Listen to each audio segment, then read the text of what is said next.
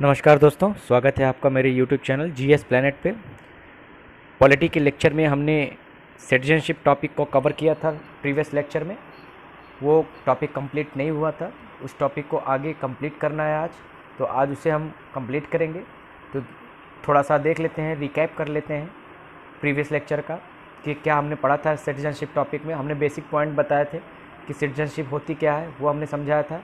फिर भारत में जो सिटीजनशिप की अवधारणा है वो कहाँ से ली गई ये बताया था, ब्रिटिश कॉन्स्टिट्यूशन से इंस्पायर्ड है।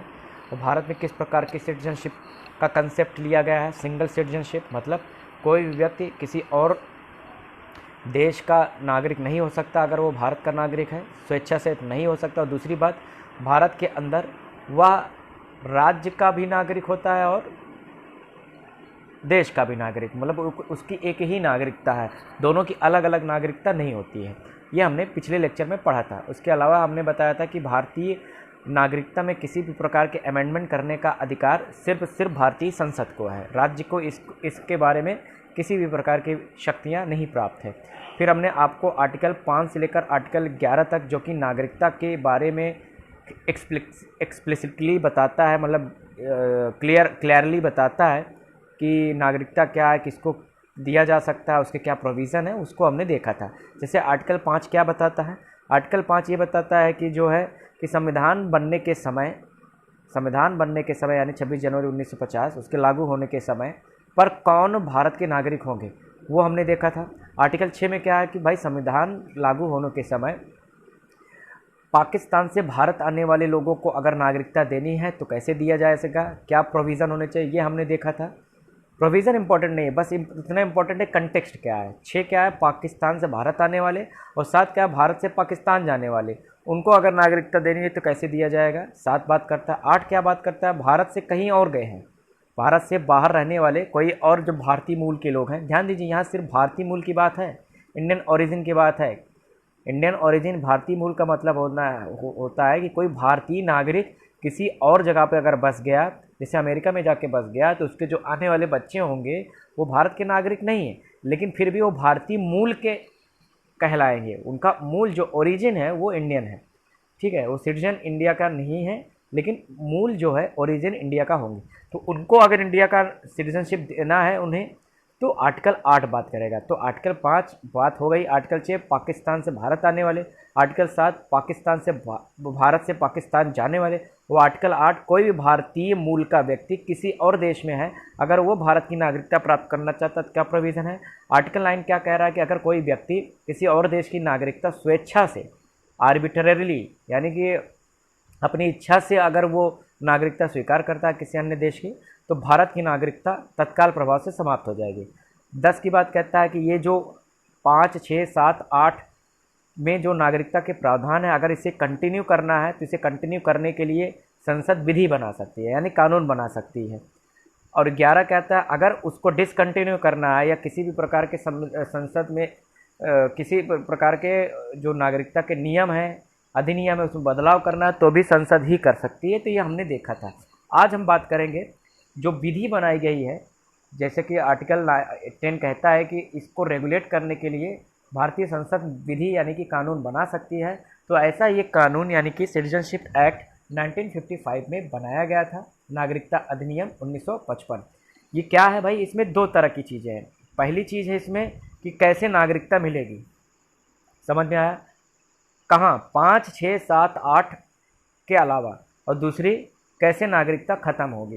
ये दोनों के प्रावधान यहाँ पे किए गए हैं। अभी हाल ही में जो दिसंबर 2019 में अमेंडमेंट हुए, ये इसी अधिनियम में अमेंडमेंट हुए हैं, यानी संशोधन हुए हैं, जिसका लेकर काफ़ी बवाल मचा था। विपक्षी पार्टियों यानी कि अपोजिशन और बहुत सारे सिविल सोसाइटी या बहुत सारे जो पत्रकार हैं, उन्होंने उसको संविधान के खिलाफ बताया था। उनके अपने कंसर्न है, अपने तर्क हैं, उस पर डिबेट किया जा सकता है। हम उस डिबेट में नहीं पड़ेंगे, हमें केवल प्रोविज़न पर ध्यान देना है बस, ठीक है। तो 1955 क्या कहता है भाई, ये देखिए द डिसीजन टू ग्रांट, मतलब देना, एंड टेक अवे यानी ले लेना, Indian citizenship made on the basis of this citizenship act, मतलब भारतीय नागरिकता का जो ये कानून है 1955, इसके द्वारा किसी को भी सिटीजनशिप दिया जा सकता है और किसी से भी सिटीजनशिप लिया जा सकता है। तो पहले हम लोग डिस्कस करेंगे कि भारतीय नागरिकता कैसे प्राप्त की जा सकती है। How can Indian citizenship be acquired.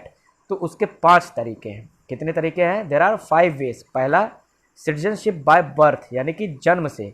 कोई व्यक्ति अगर भारत की टेरिटरी में जन्म ले रहा है तो उसे सिटीजन की नागरिकता मिलेगी।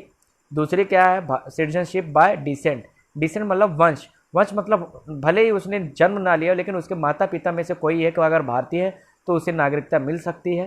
तीसरी है सिटीजनशिप बाय रजिस्ट्रेशन। इसमें क्या है? अगर वो भारत में जन्म नहीं लेता है तो भी भारत उसके माता या पिता में से कोई भारतीय नहीं है तो भी वो रजिस्ट्रेशन के द्वारा नागरिकता प्राप्त कर सकता है। और इसी से मिलती जुलती एक और प्रक्रिया है सिटीजनशिप बाय नेचुरलाइजेशन, यानी कि देशीकरण के तरीके से वो नागरिकता प्राप्त कर सकती है। और 5वीं तरीके क्या है? इनकॉर्पोरेशन ऑफ टेरिटरी, मतलब किसी विदेशी क्षेत्र के अधिग्रहण के बाद। ये 5 को हम डिटेल में पढ़ेंगे, लेकिन याद रखिएगा इसके अंदर से जो क्वेश्चन है वो प्रोविज़न में वो ज़्यादातर नहीं पूछे जाते हैं। आपसे सिर्फ इतना ही पूछा जाएगा कि भारत में नागरिकता निम्नलिखित में से किन विधियों द्वारा प्राप्त किया जा सकता है। तो ऑप्शन में यही 5 में से कोई एक विधि दे दिया जाएगा, वो आपको पहचानना होगा। पहला क्या है? जन्म से। तो एक एक करके देख लेते हैं कि जन्म से कैसे भारत में नागरिकता प्राप्त होती है। तो उसके 3 प्रावधान हैं। ध्यान दीजिए, इन प्रावधान पर बहुत ज़्यादा आपको डिटेल में जाने की ज़रूरत नहीं है। बस आपको इतना पता होना चाहिए कि हाँ, जन्म से की नागरिकता मिल सकती है, बस इतना आपको याद होना चाहिए। फिलहाल अगर और आपको ज़्यादा जानना है तो जान सकते हैं। देखिए, पहला, एक एक को बहुत ध्यान से देखेंगे।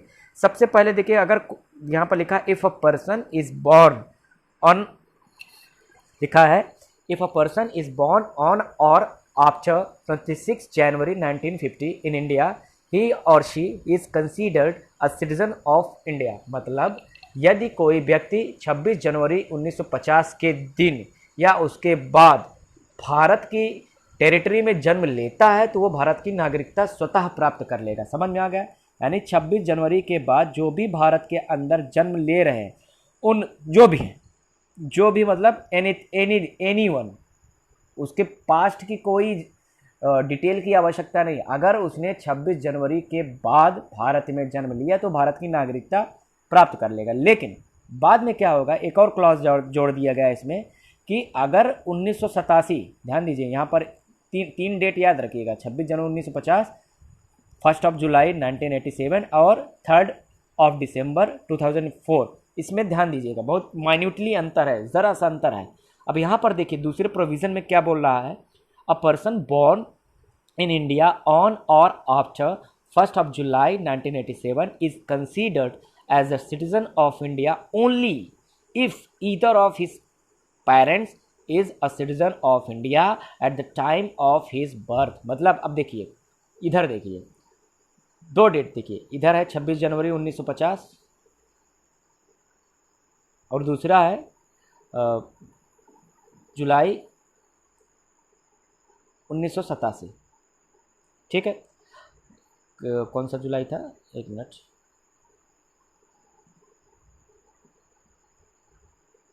हाँ देख लेते हैं वो अभी डेट। देखिए अब यहाँ पर अभी पहले क्या प्रोविज़न था कि भाई इसके बाद जो कोई भी भारत में जन्म ले रहा है वो भारत के नागरिक होंगे। लेकिन जुलाई 1987 में एक नया क्लॉज क्या आ गया कि भाई वही व्यक्ति भारत का नागरिक होगा जो जुलाई 1987 के बाद पैदा हुआ हो और उसके माता यानी कि मदर या फादर दोनों में से कोई एक भारतीय हो। क्लियर हो रहा है?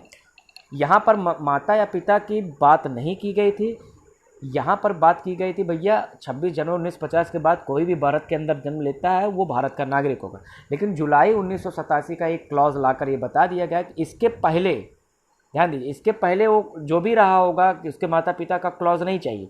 लेकिन जुलाई 1987 के बाद अगर कोई व्यक्ति भारत में जन्म ले रहा है तो उसकी माँ या पिता में से कोई एक भारतीय नागरिक होना चाहिए उसके जन्म के पहले।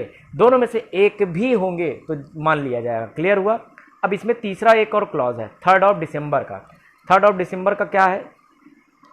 देखिए अभी क्या हमने बोला, जुलाई 1987, एक डेट ये हो गया, और अब 3 दिसंबर 2003। ठीक है, तो यहाँ पर 2 डेट हो गई।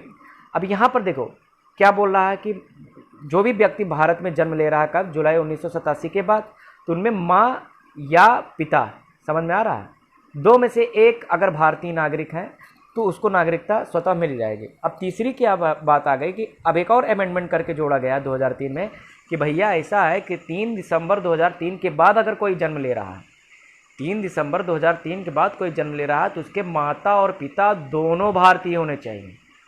समझ में आ रहा है, माता और पिता दोनों भारतीय होना चाहिए। यहाँ पर क्या था, अब यानी कि अगर मान लीजिए मैं, जैसे कि मेरा डेट ऑफ बर्थ क्या है 13 दिसंबर 1987 है, तो मैं 1989 है, 13 दिसंबर 1989 ये मेरा जन्म है, जन्म तिथि है। तो भैया मैं किस कैटेगरी में आ गया, मैं सेकंड वाले में आ गया कि मेरा जन्म जुलाई 1987 के बाद और 3 दिसंबर 2003 के पहले हुआ है। तो मेरे माता या पिता में से कोई एक हो भारतीय तो मुझे नागरिकता मिल जाएगी। क्लियर है। लेकिन अगर मान लीजिए कोई और, जैसे कि मैं जो है कोई भी व्यक्ति जिसमें से आप में जो वीडियो देख रहे हैं, अगर आप में से कोई भी व्यक्ति 3 दिसंबर 2003 के बाद पैदा हो रहा है, उसको भारतीय नागरिकता तभी मिलेगी जब दोनों माता और पिता दोनों भारतीय नागरिक हों। क्लियर हो रहा है। तो ये 3 प्रोविज़न हो गए, समझ में आया। 26 जनवरी 1950 से लेकर 1987 तक भारत में जन्म लिया हो तो भी मिल जाएगा। 1987 से लेकर 2004 के बीच अगर माता या पिता में से कोई एक भारत का नागरिक है तो भी मिल जाएगा। और अगर 2004 के बाद जन्म ले रहा है, 3 दिसंबर 2004 के बाद, तो माता और पिता दोनों भारतीय होने चाहिए। तो ये एक तरीका था जन्म से नागरिकता प्राप्त करने का, सिटीजनशिप बाय बर्थ। हालांकि अगर ये याद ना भी रहे तो भी चल जाएगा, ठीक है, हमने फिर भी समझा दिया। अब अगला तरीका जो है, सेकंड जो प्रोविज़न है उसको देख लेते हैं। सेकंड जो प्रोविज़न है, ये सेकंड प्रोसेस है जिसके थ्रू आप सिटीजनशिप भारत में प्राप्त कर सकते हैं, वो है वंश के आधार पर, बाय डिसेंट। डिसेंट वंश का मतलब आपके माता या पिता में से कोई एक, समझ में आया। तो देख लेते हैं। तो यहाँ पर ध्यान दीजिए, पहले जो इसमें भी देखिए 3 तरह के डेट रखे गए हैं। पहला है 26 जनवरी 1950 से लेकर 10 दिसंबर 1992 तक, और दूसरा है 10 दिसंबर 1992 से लेकर 3 दिसंबर 2004 तक, और फिर तीसरा है 3 दिसंबर 2004 के बाद तक। देखते हैं। तो अ person who is born outside India, ध्यान दीजिए, आउटसाइड इंडिया मतलब भारत के बाहर कहीं भी जन्म ले रहा है, कब, 26 जनवरी या 1950 के बाद, but before 10th of December 1992, समझ में आया। यानी कि 26 जनवरी 1950 से लेकर 10 दिसंबर 1992 के बीच में अगर कोई व्यक्ति भारत के बाहर जन्म ले रहा है तो वह इंडियन सिटीजनशिप प्राप्त कर सकता है अगर उसके फादर, ध्यान दीजिए यहाँ मदर का कंसेप्ट नहीं है, अगर उसके पिता भारत के नागरिक रहें उसके जन्म के समय। क्लियर हो रहा, केवल पिता की बात कर रहा है। पिछला वाला जो हमने स्लाइड पढ़ा था उसमें माता या पिता दोनों में से एक चाहिए था। क्लियर है। हाँ, अभी यहाँ पे क्या कर रहा है, अगर कोई व्यक्ति भारत, वो तो पिछला वाला जो स्लाइड था वो तो भारत के अंदर जन्म लेने वालों की बात कर रहा था। अब ये भारत के बाहर, मान लीजिए मैं जो है भारत के बाहर मैं पैदा हुआ हूँ, मान लीजिए मैं भारत के बाहर पैदा हुआ और मेरा जो डेट ऑफ बर्थ है वो 26 जनवरी 1950 से लेकर 10 दिसंबर 1992 के बीच है, और अगर मेरे पिता भारत के नागरिक थे जन्म के समय तो मुझे नागरिकता मिल जाएगा। अगर मेरी माता केवल थी तब मुझे नहीं मिलेगी। समझ में आ गया। हाँ, अब अगला प्रोविज़न इसी के अंदर है कि if a person born outside India on or after 10th of December 1992, मतलब 10 दिसंबर 1992 के दिन या इसके बाद अगर जन्म ले रहा है तो उसे भारत की नागरिकता तब मिलेगी जब either of his parent is a citizen of India at the time of his birth. अब यहाँ पर एक क्लास कर दी, यहाँ पर क्या लिखा गया था, केवल पिता होने चाहिए, यहाँ पर कर दिया अगर 10 दिसंबर 1992 के बाद जन्म ले रहा है कोई बाहर और उसके माँ या पिता में से कोई एक भारत के नागरिक हो तो वो जो है भारत के नागरिक होंगे। समझ में आ गया, मिल जाएगा। क्लियर है। हाँ, यहाँ पर केवल पिता का कंसेप्ट है, यहाँ पर माता या पिता दोनों में से कोई एक है। और यहाँ पर ध्यान दीजिए, a person born outside India after 3 December 2004 can not be citizen of India on the basis of descent if he is not registered with the Indian consulate within 1 year of his birth. अब ध्यान दीजिए, एक नया clause आ गया है कि कोई व्यक्ति अगर 3 दिसंबर 2004 के बाद भारत के बाहर प्राप्त हो रहा, मतलब जन्म ले रहा है, भले ही उसके माता या पिता कोई एक इंडियन हो, उसे भारत की नागरिकता तब तक नहीं मिलेगी जब उस लोकेशन का जो इंडियन काउंसलेट है वहाँ पर 1 साल के अंदर उसने जो है रजिस्ट्रेशन ना कराया। मुझे नहीं समझ, मुझे लग रहा है कि आप लोगों को नहीं समझ में आया, तो इसी एग्जाम्पल से समझ लेते हैं। देखिए तीनों को समझते हैं कि वंश से कैसे मिलेगी नागरिकता, डिसेंट से। तो पहला क्लास ये हो गया कि भैया 26 जनवरी 1950, ठीक है। और यहाँ दूसरा है क्या कि 1992, डेट छोड़ दीजिए, ईयर याद रखिए, और यहाँ 2004 याद रखिए, ठीक है। इसके बीच में अगर जन्म ले रहा है, ठीक ठीक, कहाँ, भारत के बाहर। यहाँ हम सिर्फ भारत के बाहर बात कर रहे हैं, कहीं भी बांग्लादेश में, श्रीलंका में, पाकिस्तान में, कहीं भी जन्म ले रहा है, अगर उसके पिता भारतीय हैं तो उसे भारत की नागरिकता मिल जाएगी। क्लियर है।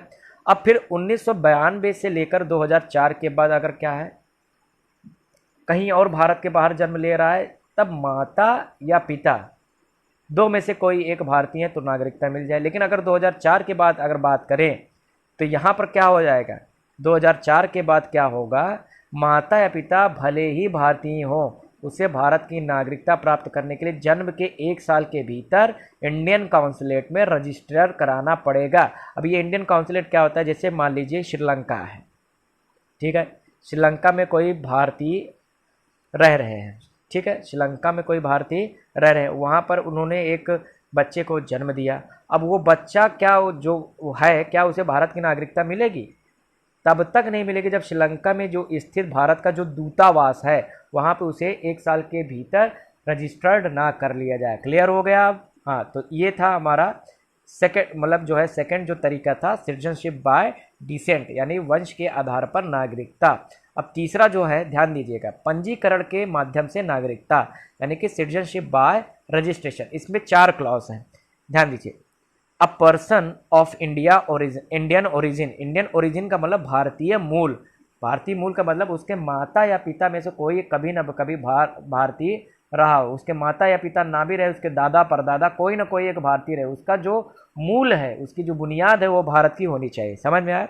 हाँ, a person of Indian origin who has been, ध्यान दीजिए, who has been a resident of India for 7 years before applying for registration. पहला क्लॉज, इसको समझ लेते हैं। पहला क्लॉज यहाँ पे बात कर रहा है कि भाई कोई भारतीय मूल का है, भारतीय मूल का, जैसे कि आप समझ लेते हैं भारतीय मूल का कैसे माना जाएगा कि जैसे कि कोई ऐसे फेमस नाम क्या है, जैसे कि हाँ, लक्ष्मी मित्तल की बात कर लेते हैं। लक्ष्मी मित्तल ये ब्रिटिश नागरिक हैं, ठीक है, लेकिन मूल उनका क्या है, भारतीय है, ठीक है, मूल यानी ओरिजिन उनका भारतीय, लेकिन है वो ब्रिटिश सिटीजन है, ठीक है। इनके जो बेटे या बेटी पैदा हो रही है, ठीक है, वो आते हैं कहाँ पर, भारत में, ठीक है। इनका मूल क्या होगा, इनका जो बेटा या बेटी होंगे ये भारतीय मूल के हैं। तो भारत में अगर वो लगातार 7 साल रह लेते हैं तब वो रजिस्ट्रेशन कराकर भारत की नागरिकता प्राप्त कर लेंगे। समझ में आया? 7 साल तक अगर लगातार वो भारत में सामान्य निवासी की तरह रहते हैं तो उन्हें नागरिकता प्राप्त कर, लेकिन किसको, अगर, लेकिन शर्त क्या है कि उनका जो मूल है वो भारतीय होना चाहिए। क्लियर हो रहा है? हाँ, ठीक। हाँ, अब कहोगे ये जो भारत के बाहर जो जन्म ले रहे हैं उनसे क्या वो हुआ, दोनों में अंतर है, दोनों में अंतर है। ध्यान दीजिए, यहाँ पर ध्यान दीजिए, डिसेंट वाले की बात क्या हो रहा है, क्योंकि जन्म बाहर ले रहा है तो उसके अलग अलग प्रोविज़न है। यहाँ पर बात कर रहा है वंश, उसका जो मूल है वो भारत का है लेकिन वो नागरिक नहीं, अगर 7 साल यहाँ पे रह लेगा तो उसे नागरिकता मिल जाएगा। दूसरा, अ person of Indian origin who is a resident of any country outside undivided India. अविभाज्य भारत का बात कर रहा है, मतलब पाकिस्तान, बांग्लादेश, क्योंकि ये विभाजन से पहले क्या थे, ये भारत के हिस्से थे, बांग्लादेश और पाकिस्तान। अगर यहाँ का कोई व्यक्ति निवासी है वो भारत में, समझ में आ रहा है, वो भारत में अगर नागरिकता प्राप्त करना चाहता है तो यहाँ पे प्राप्त कर सकता है। क्लियर है? A person of Indian origin who is a resident of any country outside undivided India, वो लगातार क्या करेगा, वो पंजीकरण के माध्यम से नागरिकता प्राप्त कर लेगा। उसको भी अभी क्लॉज हम समझेंगे आगे। A person who is married to, अब मान लीजिए कोई एक व्यक्ति है जिसने भारत के नागरिक से विवाह कर लिया, ठीक है, married to an Indian citizen and is ordinarily resident for 7 years before applying for registration. अब जैसे मान लीजिए प्रियंका चोपड़ा है, पिगी चोप, पीसी, उन्होंने किससे शादी की है? एक फॉरेनर से की है, उनका नाम आप लोगों को पता ही होगा, हाँ, निकी जोनस। निकी जोनस है, ठीक है, वो भारतीय नहीं है लेकिन उनका पार्टनर भारतीय है। समझ में आ रहा है? तो निकी जोनस अगर भारत के अंदर 7 साल रह लेते हैं, कितना? 7 साल लगातार यहाँ पे यूजली रहते हैं, सामान्य नागरिक, सामान्य निवासी की तरह रहते हैं, तो अगर ये अप्लाई करेंगे तो रजिस्ट्रेशन के माध्यम से इन्हें नागरिकता मिल जाएगी। समझ में आ गया? हाँ, अब आगे बात करते हैं।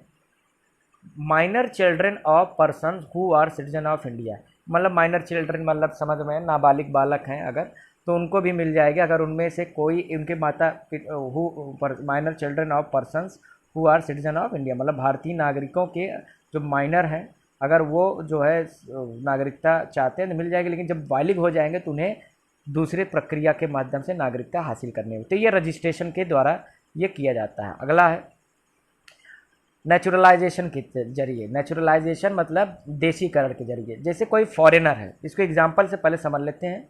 कोई फॉरेनर है, ठीक है, वो भारत की नागरिकता प्राप्त करना चाहता है तो कैसे प्राप्त करे? मान लीजिए अमेरिका का है, यूएस का है या लंदन का, कहीं का भी है, तो भारत के, तो उसे क्या करना पड़ेगा? वो भारत में लगातार 12 वर्ष निवास करना पड़ेगा। अगर वो भारत में लगातार 12 वर्ष तक निवास करता है तो उसे भारत की नागरिकता मिल सकती है। समझ में आ रहा है? क्लियर है? हाँ, क्लियर हुआ? हाँ, तो ये था नेचुरलाइजेशन के माध्यम से। अब लास्ट है क्या, 5वां, किसी क्षेत्र के विलय के माध्यम से।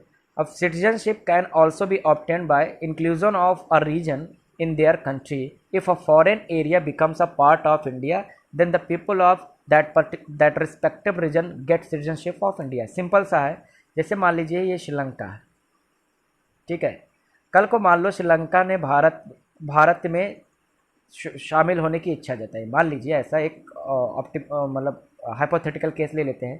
श्रीलंका ने कहा भैया हम भारत के साथ जुड़ना चाहते हैं, एक भारत के राज्य के रूप में हम जुड़ना चाहते हैं, तो भारत में इसको क्या शामिल किया जा सकता है? बिल्कुल किया जा सकता है। कैसे? अब आप हमको आर्टिकल बताइए, कौन से आर्टिकल में ये शक्ति दी गई है कि भारत को कि वो विदेशी क्षेत्र को अपने राज्य का दर्जा दे सकता है? तो आर्टिकल 2 के माध्यम से वो ऐसा कर सकती है। क्या इसके लिए संविधान संशोधन की आवश्यकता पड़ेगी? हाँ, करनी पड़ेगी, क्योंकि फॉरेन टेरिटरी है। जैसे सिक्किम का विलय हुआ था, गोवा का विलय हुआ था, वैसे श्रीलंका का भी प्रैक्टिकली और कंसेप्चुअली दोनों पॉसिबल है, ठीक है। लेकिन वही है, श्रीलंका के लोग ऐसा क्यों चाहेंगे? प्रैक्टिकली सॉली अभी पॉसिबल नहीं है, कंसेप्चुअली पॉसिबल है।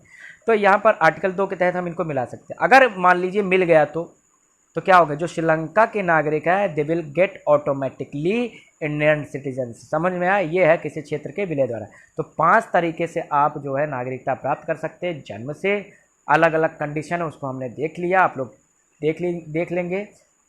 जन्म के बाद वंश के माध्यम से, रजिस्ट्रेशन के द्वारा, नेचुरलाइजेशन के द्वारा और किसी क्षेत्र के विलय के द्वारा। अब यहाँ पर अभी हाल ही में नागरिक संशोधन अधिनियम 2019 जो पारित हुआ है संसद के माध्यम से, जिसे प्रेसिडेंट ने भी नोटिफाई कर दिया, सिटीजनशिप अमेंडमेंट एक्ट 2019, जिसको CAA, जिसका विरोध प्रदर्शन काफ़ी दिन से चल रहा था, शाहीन बाग वगैरह में चल रहा था। उसके अपने पॉलिटिकल कॉन्सिक्वेंसेस भी हैं, ठीक है। अब उसके अलग अलग व्यू पॉइंट हैं, कोई इसको सपोर्ट करता है, कोई इसको अपोज करता है, सबके अपने अपने तरीके हैं, अपनी अपनी आइडियोलॉजी है। हमें उनमें नहीं जाना, हमें केवल ये प्रोविज़न पर ध्यान देना और इम्पॉर्टेंट प्रोविज़न जो है। तो जो सिटीजनशिप अमेंडमेंट एक्ट हुआ वो किस में हुआ? वही 1955 वाले में हुआ। 1955 वाले में क्या अमेंडमेंट कर दिया गया है? ये अमेंडमेंट किया गया है, देखिए, कि अगर पाकिस्तान, कहाँ? पाकिस्तान, बांग्लादेश, समझ में आ रहा है? कहाँ? पाकिस्तान, बांग्लादेश और अफगानिस्तान, यहाँ से अगर कोई भारत में शरण लेता है, मान लीजिए, क्या पाकिस्तान, बांग्लादेश, अफगानिस्तान, यहाँ से क्यों ऐसा सरकार ने किया? क्योंकि ऐसा माना जाता है कि पाकिस्तान, बांग्लादेश और अफगानिस्तान में जो अल्पसंख्यक है, माइनॉरिटी ग्रुप, वहाँ के माइनॉरिटी ग्रुप कौन होंगे? हिंदू, सिख, बुद्धिस्ट, जैन, पारसी और क्रिश्चियन। ये माना जाता है वहाँ पर अदर समुदायों को बहुत ही ज़्यादा प्रताड़ित किया जाता है, उनका परसुकेशन होता है। जैसे कि वो मुस्लिम बाहुल क्षेत्र है, पाकिस्तान हो गया, बांग्लादेश हो गया, अफगानिस्तान, वहाँ मुस्लिम एक तरह का इस्लामिक स्टेट है। बांग्लादेश हालांकि इस्लामिक स्टेट नहीं, लेकिन मुस्लिमों की संख्या ज़्यादा है। तो ऐसा कई सारे रिपोर्ट कहते हैं कि वहाँ पर अदर जो भी कम्युनिटीज़ हैं उनके साथ बहुत ज़्यादा अत्याचार होता है, उनको कन्वर्ट कराने के लिए तरह तरह के षड्यंत्र किए जाते हैं। तो उससे डर कर भाग कर क्या होते हैं, ये अल्पसंख्यक समुदाय मुख्यतः हिंदू, ये कहाँ आ जाते हैं, इंडिया में शरण ले लेते हैं। ठीक है, यहाँ बांग्लादेश से भी, अफगानिस्तान से भी और पाकिस्तान से भी। अब जो ये शरणार्थी हैं ये काफ़ी दिनों से भारत की नागरिकता की मांग कर रहे हैं। तो क्या इनको भारत की नागरिकता मिल सकती है? बिल्कुल मिल सकती है, अगर वो हिंदू हैं, सिख हैं, बुद्ध हैं, जैन हैं, पारसी हैं और क्रिश्चियन हैं। ठीक है, पाकिस्तान या बांग्लादेश, अफगानिस्तान के और भारत में, ध्यान दीजिए clause, to continue to live in India if they enter into India before 14 September 2014। समझ में आ रहा है कि 14, अगर ये पाकिस्तान, बांग्लादेश, अफगानिस्तान के हिंदू, सिख, बुद्ध, जैन, पारसी या क्रिश्चियन हैं और भारत के अंदर 14 दिसंबर 2014 से पहले इंटर कर लिया है, तो उन्हें भारत की नागरिकता प्राप्त हो सकती है। कैसे? कि उन्हें सिर्फ 6 साल तक यहाँ रहना होगा। पहले क्या था, ये क्लॉज 11 साल था कि वहाँ पर जो भी अल्पसंख्यक ने यहाँ पर आएंगे तो 11 साल तक वहाँ पर। पहली बात तो ये था, पहले क्या था, पहले ये था कि अगर पाकिस्तान, बांग्लादेश, यहाँ से कोई भी भारत के अंदर आता है, कोई भी, वहाँ पर मुस्लिम भी आ सकते थे, अगर वो 11 साल तक भारत में सामान्य तरीके से रहते हैं तो उनको नागरिकता मिल सकती थी। अभी क्या कर दिया गया, अभी अमेंडमेंट करके क्या कर दिया गया है कि पाकिस्तान, बांग्लादेश, अफगानिस्तान से आने वाले जो भी शरणार्थी हैं उनको 6 साल में ही नागरिकता मिल जाएगी, अगर वो मुस्लिम नहीं है तो इसी का विरोध हो रहा था कि भाई मुस्लिमों को क्यों यहाँ से वंचित किया गया। तो भारत सरकार का दृष्टिकोण था, भाई पाकिस्तान, बांग्लादेश, अफगानिस्तान में मुस्लिमों का जो है शोषण तो होगा नहीं, केवल उसी का होगा। देखिए, वो अपनी राजनीति है। सही बात यह है कि पाकिस्तान हो गया या बांग्लादेश हो गया, मुस्लिमों के अंदर भी बहुत सारे फ़िरके हैं। जैसे पाकिस्तान में अहमदिया जो होते हैं, अहमदिया भी मुस्लिम होते हैं, शिया होते हैं, उनका शोषण होता है वहाँ पर। सुन्नी जो है वहाँ समुदाय बाहुल्य है, पंजाबी मुसलमान जो वहाँ पर हैं वो बहुतायत में है। बाकी अन्य जो मुसलमान हैं, जैसे कश्मीरी मुसलमान हैं, बलोच हैं, ठीक है, और क्या कहते हैं अहमदिया, इनका भी बहुत शोषण होता है। तो ये भी शरण लेना चाहते हैं भारत में, तो इनको नहीं मिलेगा क्योंकि ये मुस्लिम हैं। तो इसी को लेकर बहुत ज़्यादा बवाल मचा हुआ है। बहुत सारे लोगों की मांग ये थी कि भैया यहाँ पर सब कुछ ठीक है, जितने भी शरणार्थी वहाँ से आए हैं सबको मानवता के नाते नागरिकता मिलनी चाहिए, चाहे वो हिंदू हो, चाहे सिख हो, चाहे मुस्लिम हो, चाहे कोई भी हो। अब इसी को लेकर बवाल मचा हुआ है, देखते हैं आगे। अभी मामला सुप्रीम कोर्ट में भी गया है, क्योंकि इससे ये मानना है, आगे हम लोग पढ़ेंगे, आर्टिकल 14 वो प्रभावित हो रहा है, ऐसा कुछ संविधान विशेषज्ञों का मानना है। अभी सुप्रीम कोर्ट को तय करना है कि ऐसा होता है कि नहीं। फिलहाल हमें ये ध्यान देना है कि इसमें 6 कम्युनिटी कौन कौन, हिंदू, सिख, बुद्ध, जैन, पारसी और क्रिश्चियन, पाकिस्तान, बांग्लादेश और अफगानिस्तान के अगर शरणार्थी हैं भारत में और 6 साल से ज़्यादा समय से भारत में रह रहे हैं, तो अब उन्हें नागरिकता आसानी से मिल सकती है। तो ये था आज का हमारा टॉपिक, सिटीजनशिप वाला। अब इसमें देखते हैं भारत में नागरिकता कैसे छिनती है।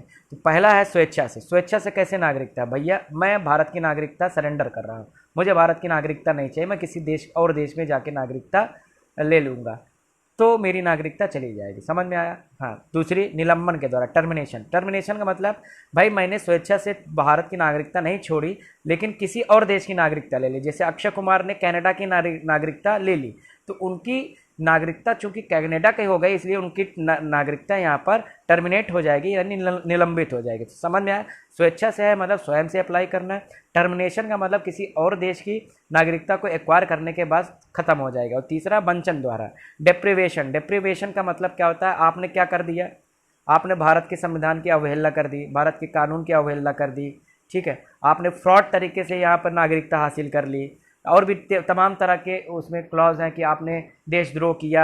इस तरह से अगर हथकंडों में आप शामिल हुए हैं, आतंकवाद में शामिल हुए, तो आपसे आपकी नागरिकता छीन ली जा सकती है। तो ये 3 तरीके हैं जिनसे भारत की नागरिकता छीनी जा सकती है। तो आज का जो टॉपिक था नागरिकता यहीं पर समाप्त होता है। अगर कहीं किसी क्लॉज में डाउट हो तो बेहिचक आप पूछ सकते हैं कमेंट करके। और अगर समझ में आ रहा है लेक्चर तो आप लोग लेक्चर को दोबारा भी देख सकते हैं, तिबारा देख सकते हैं। सब्सक्रिप्शन बढ़नी चाहिए। अगर आपको लेक्चर पसंद आ रहा है और आप देख रहे हैं तो प्लीज़ चैनल को सब्सक्राइब ज़रूर करें और लोगों को भी बोलें। Thank you all.